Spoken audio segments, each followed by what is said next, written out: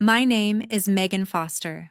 I'm 30 years old and I've spent my entire adult life working hard and saving for my future. After years of strict discipline, I had built up $150,000 in savings, every single dollar, earned by my own effort scrimped and put aside with the hope of a stable tomorrow. I believed my sacrifices would finally give me security and independence. But one Sunday evening at family dinner, that belief was shattered. My brother suddenly dropped a bombshell. He owed $100,000 in gambling debts and demanded that I hand over my savings and co-sign a mortgage to bail him out. "It's for family, Megan," he insisted, his voice dripping with entitlement, as if all the years I sacrificed meant nothing. I refused. My future was not his to take. But my parents turned on me instantly. "You're letting us down." My dad barked, his face red with anger. My mom's voice was cold, her eyes narrowing. "Think about what this means for all of us." The room grew heavy, their words cutting deep like blades of guilt. My heart pounded, but I held my ground and walked out, leaving their accusations ringing in my ears. 30 minutes later, my phone buzzed with a message from Mom: "Sign the mortgage papers for him, or don't come back." Her ultimatum stung, but I did not waver. By midnight, my hands trembling, I locked every shared account they could possibly reach. By morning, my phone showed 21 missed calls and angry texts, fury pouring in, accusing me of betrayal. What followed pushed me to the very edge, forcing a choice that would alter everything about my life. Before I continue my story, tell me, if you were in my place, would you sacrifice your future to protect family or stand firm to protect yourself? Share your honest thoughts in the comments. I truly want to hear your perspective. Growing up in a Charlotte suburb, our family seemed picture perfect to neighbors. My dad, a sales manager, spent his days sealing deals for an insurance firm, always in sharp button-downs. My mom, an accountant, managed meticulous ledgers for a small business downtown, her desk buried in spreadsheets. My brother Brandon, 3 years older, was their pride, the one they always turned to first. To outsiders, we were the model middle-class family: 2 kids, a neat house, a minivan in the driveway. But beneath the surface, things were uneven, and I felt it from a young age. As a young girl, I threw myself into school. Numbers were my refuge, their logic a comfort I could rely on. In 5th grade, I won a math award at a regional contest, clutching a certificate I couldn't wait to show. I pictured my parents' faces lighting up with pride. But that day, Brandon had a basketball game, and they chose to cheer from the sidelines instead. "We'll look at it later," Mom said over the phone, her voice distracted. Later never came. The certificate gathered dust on the kitchen counter for weeks. It wasn't the first time. Brandon's games, his school plays, even his average grades always took precedence. Their voices grew louder for him, their smiles wider when he walked in. By middle school, I stopped chasing their approval.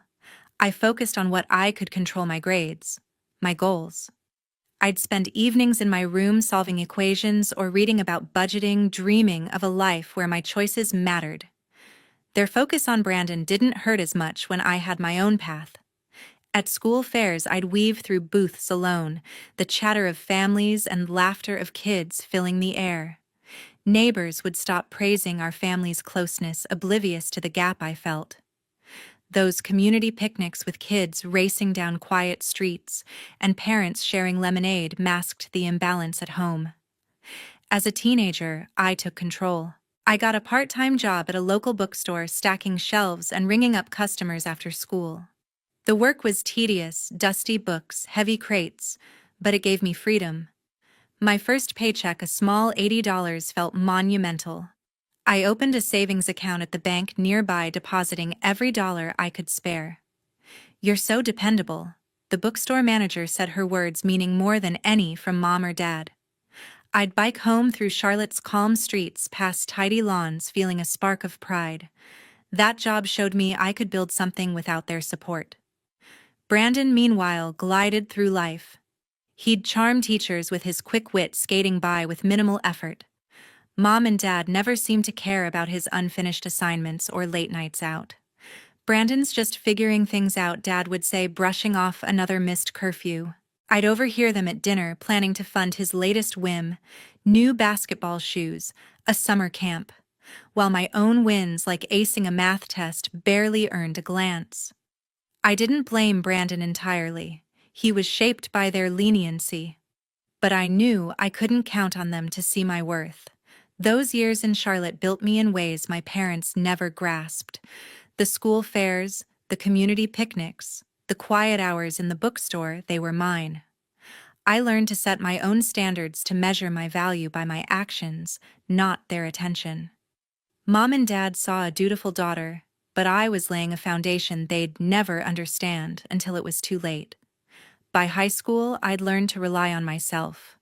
The lessons of my childhood, figuring out how to stand on my own, pushed me to chase a future I could control. I set my sights on college not just as an escape, but as a way to build something solid. My grades were strong, my focus sharper than ever. I spent late nights studying, determined to earn a path out. My hard work paid off when I won a full academic scholarship to UNC Charlotte, a ticket to study finance without owing anyone a dime. Starting college was like stepping into a new world. UNC Charlotte's campus buzzed with opportunity, and I dove in headfirst. I majored in finance, drawn to its logic and precision. Classes on investments and budgeting felt like decoding a language I'd always wanted to speak. But scholarships didn't cover everything. Textbooks, meal plans, and dorm fees added up fast. I refused to ask for help, so I took a part-time job at the university's finance office. It wasn't glamorous filing paperwork, updating spreadsheets, but it paid my bills. I'd work afternoons, then study until midnight, balancing equations and expense reports with the same focus. My coworkers, mostly grad students, noticed my drive. "You're relentless," one said, half laughing as I triple-checked a ledger. That job taught me more than any textbook. Every dollar I earned was mine to manage. After 4 years, I graduated with honors, debt-free, and a finance degree in hand. I didn't pause to celebrate. I was already looking ahead. Charlotte's growing financial sector was the perfect place to start. I landed a job as a junior financial analyst at a mid-sized firm downtown, crunching numbers for corporate budgets. The work was demanding, but I thrived on it. My first paycheck, just over $2,000, felt like a milestone. I opened a high-yield savings account and started building my future, one deposit at a time. My life became a rhythm of discipline. I tracked every expense in a spreadsheet, from coffee runs to rent. I cut out anything unnecessary: no fancy dinners, no impulse buys. My apartment was small, a one-bedroom in a quiet complex, but it was enough. I'd cook meals in bulk on Sundays, freezing portions to save time and money. Every month, I set aside a chunk of my salary, watching my savings grow. By my mid-20s, I'd saved $50,000, a number that felt unreal. I started dabbling in small investments, index funds, low-risk bonds, learning the market through trial and error. A mentor at work, a senior analyst, taught me how to read market trends. "Patience pays off," she said, showing me how to diversify. I listened, applied her advice, and kept my portfolio lean. Avoiding debt was my mantra. I saw coworkers take out car loans or rack up credit card bills, but I stayed clear. I bought a used sedan outright, saving thousands over time. My colleagues would tease me about my frugality, calling me the budget queen during lunch breaks. I'd laugh, but I didn't mind. Every choice, every skipped latte, every calculated investment pushed me closer to my goal. By my late 20s, my savings hit $150,000. It wasn't just money. It was security, freedom, a life I'd built without relying on anyone else. Work wasn't just about the paycheck. I loved the challenge of analyzing data, finding efficiencies, and presenting solutions to clients. I'd spend hours refining reports, making sure every number was airtight. My boss praised my attention to detail, giving me bigger projects over time. I took evening classes to earn certifications, sharpening my skills. Outside work, I read finance blogs and listened to investment podcasts, always learning. My life was simple but focused: work, save, invest, repeat. I wasn't chasing wealth for show. I wanted a foundation that no one could shake. Looking back, those years were about proving I could stand alone. Every late night at the office, every dollar saved, every skill learned was a step toward a future I controlled. I didn't know then how soon that foundation would be tested, but I was ready. One Sunday evening, I arrived at my parents' house for our monthly family dinner.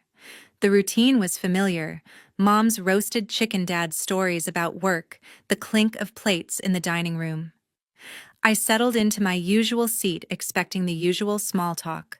But tonight the air felt heavy, like something was waiting to break. Brandon sat across from me, his usual grin absent, his fingers tapping nervously on the table. Mom and Dad exchanged glances, their faces tight. I sensed trouble before anyone spoke. Halfway through dinner, Brandon leaned forward, his voice low but urgent. "I need your help," he said, eyes fixed on me. "I owe $100,000 from some bad bets. I need your savings to cover it, and you need to co-sign a mortgage for me." His words hit like a punch. My savings, $150,000 built through years of discipline, flashed in my mind. I gripped my fork, steadying myself. "No," I said firmly. "That money's for my future. I can't." Brandon's face darkened, his jaw tightening. "This is serious," he pressed. "It's my last chance to fix this." Dad cut in, his tone sharp. "You're part of this family. We help each other." Mom nodded, her voice softer but insistent. "Family comes first. You've got the means to save him." I shook my head, my stomach twisting. I'd spent years building my security, tracking every dollar, avoiding debt. Handing it over to Brandon, whose reckless choices I'd seen since childhood, felt like throwing it away. "I worked too hard for that money," I said, my voice steady despite the heat rising in my chest. "I won't risk my future for his mistakes." The table went silent, the tension thick. Brandon slammed his hand down, his plate rattling. "You're selfish," he snapped. "You think you're better than us, don't you?" Mom's eyes widened and she reached for his arm, but he pulled away. Dad leaned forward, his face red. "You're letting your brother drown," he said, voice low and accusing. I pushed back my chair, scraping the floor. "I'm not responsible for his debts," I shot back. "He made those choices, not me." Mom's voice broke through, cold and final. "If you won't help, you're choosing yourself over family." Her words stung, but I didn't waver. I stood, my hands shaking. "I'm choosing my future," I said, locking eyes with her. The room felt suffocating, their stares heavy with judgment. I grabbed my coat, heading for the door. Brandon called after me, his voice bitter. "You'll regret this." I didn't turn back. As I drove home, my phone buzzed. A text from Mom: "Sign the papers or don't come back." My heart sank, but not from doubt. Her ultimatum was a betrayal, a line drawn in the sand. I'd spent years building my independence, and they wanted to tear it down for Brandon's recklessness. I pulled into my apartment complex, my mind racing but clear. No one would touch my savings. I'd fought too hard, sacrificed too much. Their words, family duty, echoed, but they couldn't sway me. Sitting on my couch, I replayed the night. Brandon's desperate plea, Dad's anger, Mom's cold text. They thought they could guilt me into submission. But I wasn't the teenager who craved their approval anymore. I was a woman who'd built her own life, dollar by dollar, choice by choice. Their demand wasn't about family. It was about control. I felt the weight of their betrayal, sharp and raw, but beneath it, a fire burned. I was done bending to their expectations. My savings, my future, were mine to protect, and I wouldn't let them take that away. The next morning, my phone was flooded with 21 missed calls and texts. I woke to the screen lighting up, notifications piling on. Dad's name flashed first, his voicemail sharp and accusing. "You're being selfish," he said, his voice tight with frustration. "Your brother needs you, and you're turning your back on us." I deleted the message, my chest tight, but more kept coming. Mom's texts were relentless, each one heavier than the last. Family sacrifices for each other, one read. "You're breaking us apart," said another. I stared at the words, their guilt like a weight pressing down. I'd expected pushback after the dinner, but this was a storm. Then I noticed something worse. An email alert from my bank pinged multiple failed login attempts on an old shared account I hadn't touched in years. My heart raced. The account, a relic from my teenage years, once linked me to Brandon for family expenses. I logged in, hands shaking, and saw the timestamps late last night, just hours after I'd left their house. Brandon, I thought, my jaw clenching. He'd always been reckless, but this was a new low. I changed the password, enabled two-factor authentication, and locked every account I owned. My savings, my future, were mine alone, and I wasn't letting anyone near them. Needing air, I called my best friend Tara, and we met at a small cafe downtown. The place was quiet, the smell of coffee grounding me as I poured out the story. Tara listened, her eyes steady, her hand resting on mine. "You've worked too hard to let them take this from you," she said softly. "Your savings are your safety net, not their fix." Her words were a lifeline cutting through the fog of guilt. She didn't push solutions or judge. She just sat with me, her presence a reminder I wasn't alone. "You're stronger than they think," she added, squeezing my hand. I nodded, grateful, feeling a flicker of resolve. Later that day, my phone buzzed again. This time, it was a text from my cousin Monica. "Brandon's been in debt before," she wrote. "He's drained Aunt Linda's savings and borrowed from Uncle Mark." "They never told you, because they thought it'd upset you." My stomach churned. Brandon's gambling wasn't new. It was a pattern, one my parents had enabled for years. Monica's message went on. "They've bailed him out twice already. Don't let them guilt you into this." Her words hit hard, exposing the truth I'd only half seen. My family wasn't just asking for help. They were leaning on me to clean up a mess they'd helped create. The calls and texts didn't stop. Dad left another voicemail, his tone colder. "You're tearing this family apart," he said, echoing Mom's earlier message. Mom sent another text. "Think about what you're doing to us."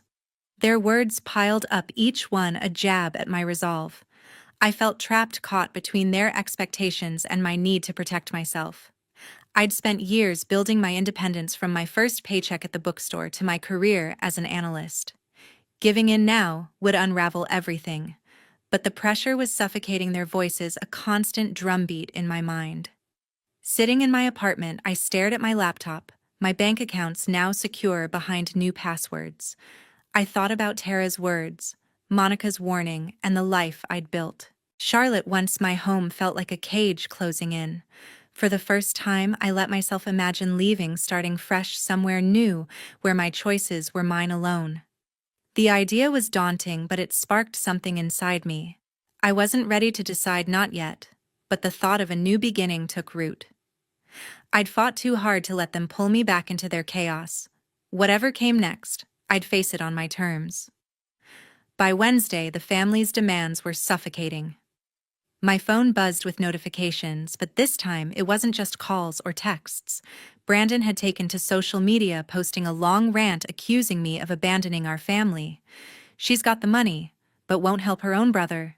He wrote his words, dripping with resentment. The post spread quickly, liked and shared by distant relatives and old neighbors. Comments poured in. Acquaintances I hadn't spoken to in years called me cold, selfish, disloyal. "How could you let your family suffer?" one wrote. My stomach twisted as I scrolled, the weight of their judgment settling in. I didn't respond. Engaging would only fuel the fire. That afternoon, I heard a sharp knock at my apartment door. I opened it to find Dad and Mom standing there, their faces grim. "We need to talk," Dad said, brushing past me without waiting for an invitation. Mom followed, her eyes red, clutching a folder of papers. They sat on my couch, the air thick with tension. "You need to co-sign this mortgage for Brandon's debt." Dad said, his voice firm, sliding the documents toward me. "It's the only way to save him." Mom's voice trembled as she added, "We're family." We stick together no matter what. I stared at the papers, my heart pounding. My savings. My years of discipline flashed before me. I can't do this, I said, pushing the folder back. I won't jeopardize my future. Dad's face reddened. You're ungrateful, he snapped, his voice rising. We raised you, gave you everything, and now you turn your back on us. Mom reached for my hand, her tone pleading. Please, for the sake of our family, don't tear us apart. Her words stung, but I pulled my hand away. This isn't about family. I said, my voice steady. It's about Brandon's choices, not mine. The room fell silent, their anger and desperation hanging heavy. Dad stood pointing at me. You'll regret this, he said before storming out, Mom trailing behind, her shoulders slumped. I sat alone, the quiet deafening. But then my phone pinged with an email that shifted everything. It was from my colleague James, who'd recently moved to a financial firm in Austin. We're hiring senior analysts, he wrote. Higher salary, relocation support, and a fresh start. You'd be perfect. I read it twice, the words sparking hope. Austin, a city far from Charlotte's weight, far from my family's demands.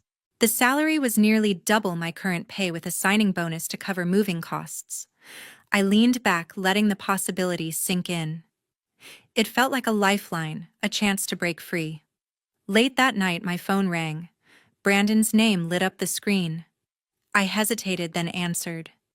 You're betraying us, he shouted, his voice thick with anger. You think you're above us, don't you? Running off with your money while I'm drowning. His words cut, but I'd heard them before. I'm not your solution, Brandon. I said, my voice calm but firm. You made this mess. Fix it yourself. He cursed, his voice shaking, but I hung up my hands steady. I was done being their scapegoat. By morning, I'd made my decision. I replied to James, accepting the Austin job. The choice wasn't easy. Leaving Charlotte meant leaving everything I'd known, from my apartment to my routines. But it also meant freedom, a life where my savings, my future, were mine to protect. I started researching apartments in Austin, imagining a new skyline, new streets, a new beginning. My family's words, ungrateful, selfish, echoed, but they no longer held me. I'd built my life on my terms, and I was ready to take the next step, no matter what they thought. 2 weeks later, I stepped off the plane in Austin. The city's warm air hit me, a sharp contrast to Charlotte's weighty past. I'd packed light, leaving behind old ties and doubts. My new job with James at a sleek financial firm downtown was waiting, and I was ready to dive in. The office buzzed with energy, glass walls, open desks, a team dissecting market trends. I started as a senior analyst, poring over data to optimize client portfolios. My first project, streamlining a tech startup's budget, earned praise from James. You're a natural, he said, clapping my shoulder. I thrived on the challenge, my confidence growing with each tight spreadsheet and sharp presentation. Outside work, Austin felt alive. I met my coworker Kelly at a team happy hour. Her quick laugh and easy chatter made her an instant friend. She invited me to a food truck festival by Lady Bird Lake, where strings of lights glowed over crowded stalls. We shared tacos and cold drinks, the music and chatter washing away my tension. This city's got a pulse, Kelly said, grinning as we navigated the vibrant crowd. I joined local events with her, art walks, live music nights, feeling a sense of belonging I hadn't known in years. Austin's energy, from its bustling streets to its quirky charm, was pulling me in, but the past lingered. I started therapy with Dr. Margaret Cole, a calm, sharp-eyed woman whose office overlooked the Colorado River. In our sessions, I unraveled the knots of guilt and manipulation tied to my family. They made you feel responsible for their choices, Dr. Cole said, her voice steady. You're allowed to choose yourself. Her words helped me see their demands, Brandon's debts, Mom and Dad's pressure for what they were attempts to control me. Each session chipped away at the weight I'd carried, replacing it with clarity. I began to forgive myself for leaving, for refusing to be their solution. One evening, Tara called from Charlotte. How's Austin treating you? She asked, her voice bright. We chatted about my new routine, the office, the festivals, my tiny apartment with a view of downtown. "You sound happy?" she said, laughing when I described Kelly's obsession with food trucks. It was a light call, no heavy advice, just the comfort of a friend checking in. I appreciated it, her voice a small tether to my old life, but one that didn't pull me back. I was building something new, and Tara's call reminded me I could stay connected without being trapped. Then came a text from Monica, stark and sobering. "Brandon's gambling has gotten worse," she wrote. "He's in deeper debt now. Your parents remortgaged their house to cover it, but they're struggling to make payments." My heart sank, not from guilt, but from the inevitability of it. Dad and Mom had chosen to enable Brandon again, sinking themselves further. Monica added, "They're barely keeping up with bills." I stared at the message, the reality of their choices settling in. I'd protected my savings, my future, but their path was theirs to walk. I typed a brief reply. "Thanks for letting me know," and set my phone down. Austin was becoming my home. I'd hike the trails at Zilker Park on weekends, the city's skyline shimmering in the distance. At work, I took on bigger projects, mentoring junior analysts and leading client meetings. Dr. Cole's sessions gave me tools to process the past, letting me focus on the present. Kelly dragged me to a salsa dancing class where we stumbled through steps and laughed until our sides hurt. These moments, work, friends, therapy, wove together a life that felt mine. I wasn't running from Charlotte. I was building something better, something I'd earned. 6 months into my Austin life, I stood on my balcony overlooking the city. The skyline sparkled under the night sky, a reminder of how far I'd come. Cutting off my family wasn't easy, but it was necessary. Their demands, Brandon's debts, Mom and Dad's pressure had once tethered me to guilt. Now in Austin, I felt liberated, my days filled with purpose. My job thrived, my friendships grew, and I was building a life that reflected my values. The weight of their expectations no longer defined me, and for the first time, I felt truly fulfilled. A text from Monica brought news of home. "Brandon's in deep trouble," she wrote. "Creditors are suing him for unpaid debts. Your parents defaulted on their remortgage and the bank's threatening to take their house." The words stung, but not with guilt. I'd warned them, refused to enable their choices. Dad and Mom had chosen to bail Brandon out again, and now they faced the consequences. Monica's message ended simply, "I'm sorry it's come to this." I replied, "They made their choices." My heart ached for their struggle, but I wouldn't carry their burden. I found new purpose volunteering at a local community center, teaching personal finance to teens. Every Saturday, I stood before a group of high schoolers sharing lessons on budgeting, saving, and avoiding debt. Their eager questions, how to save for college, how to spot financial traps, lit a spark in me. I saw my younger self in them, navigating a world that didn't always teach you how to stand firm. Helping them felt like healing a part of me, giving them tools I'd learned the hard way. One student, a quiet girl named Sarah, thanked me after class. "I want to be in control like you," she said. Her words stayed with me, a reminder that my journey could inspire others. Looking back, I learned that setting boundaries isn't selfish, it's survival. Protecting my savings, my future, was the hardest choice I ever made, but it was the right one. True family doesn't demand you sacrifice your worth. They lift you up, respect your limits. My parents and Brandon wanted me to fix their mistakes, but I chose myself, and that choice built a life I'm proud of. Austin taught me I could thrive without their approval, that my value isn't tied to their needs. Thanks for staying with my story. Your support means the world. It's not easy to share these moments, but knowing you're out there listening makes it worthwhile. If you've faced family pressure, share your stories in the comments, inspire others to find their strength. Like and subscribe to join me on this journey. Let's keep learning, growing, and choosing ourselves.